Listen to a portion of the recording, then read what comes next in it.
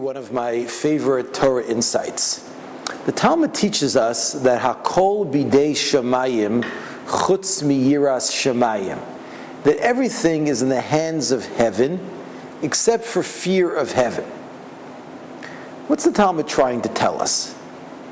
Obviously the message is that in all areas we don't really have free will, except for the one area of the fear of God.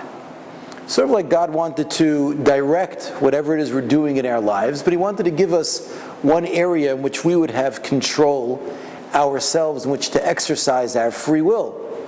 And the area that God chose was the area of the fear of God. I've always wondered, well, why did God choose that as the one area in which He'd give us free will? If He wanted to leave us with one area and to have free will, He could have chosen a lot of things. For example, why didn't He say, everything's going to be in my hands except for love of God?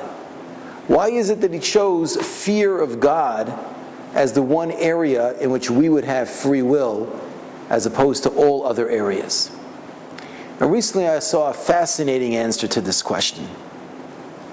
And that is because all of the good character traits that we need to have, ultimately they all come from God.